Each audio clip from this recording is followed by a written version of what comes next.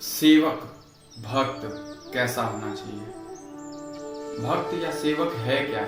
उसे कैसे अपनी भक्ति और अपने सेवक अपने शिष्य को पद को निभाना चाहिए?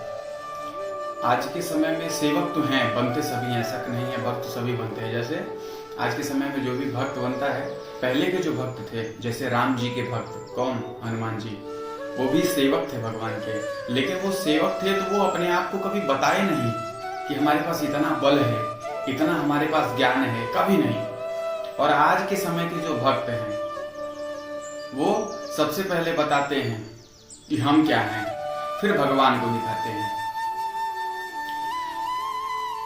जो हनुमान जी थे भक्त, वो अपने आप को छिपाते थे, और आज के समय के जो भक्त हैं वो अपने आप को छपाते हैं। क्योंकि देखिए, छिपाने और छपाने, इन दोनों चीज में सिर्फ एक मात्रा का फर्क है। छिपाने में छोटी की मात्रा है, छपाने में वही छोटी की मात्रा नहीं है। और हमारे अहम को, हमारे अहंकार को छोटी की मात्रा तो बर्दाश्त होती नहीं, जो हम अपने अहम के आगे उस छोटी की मात्रा को लगने दें। हम छिपा नहीं सकते अपने आप को। पहले भगवान की भक्ति होती थी तो स्वयं के लिए होती थी, किसी को दिखाने के लिए नहीं होती थी। तब भगवान का प्रचार करने के लिए उनकी भक्ति होती थी। और आज के समय में अपना प्रचार करने के लिए भगवान की भक्ति कर रहे हैं। हम दिखाएं अपने आप को कि हम क्या हैं।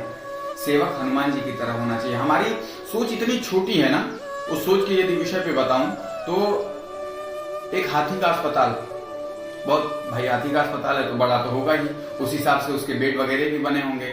तो हाथी का अस्पताल था, हाथी के अस्पताल में एक हाथी की तबीयत खराब हुई तो उसे बेड पे सुलाया गया। जो भी उसकी दवाई थी वो चल रही थी, तो बगल का बेड एक खाली था बड़ा सा। उस बेड पे आकर के एक छोटी सी चींटी लेट गई। तो ये समझिए कथा ही है, छोटी सी हास्य कथा। तो वो जब चींटी उस पे सोई तो उससे पूछा गया, भाई चींटी तुम क्यों इस पे सोई हो? तो बोली, हो सकता है कहीं हाथी को खून की जरूरत पड़े। तो आज के सेवक जो है ना, वो ऐसे ही हैं। उनको पता है, उनको लगता है कि हम सर्वस्व हैं, हम कुछ कर सकते हैं, सब कुछ कर सकते हैं। लेकिन उनके आगे कोई कुछ कर नहीं सकता। अपने सेवक का धर्म होता है, भक्त का धर्म होता है, वो भक्ति किसी और के लिए, किसी को दिखाने के लिए, किसी को बताने के लिए ना करे, वो स्वयं के लिए करे। तो सेवक ऐसा होना चाहिए जिसको दुनिया से मतलब नहीं हो, दुनिया को दिखाने के लिए काम ना करे। वो स्वयं भगवान को पाने के लिए, भगवान को भजने के लिए, भगवान को जानने के लिए यह सब कार्य करे। जैसे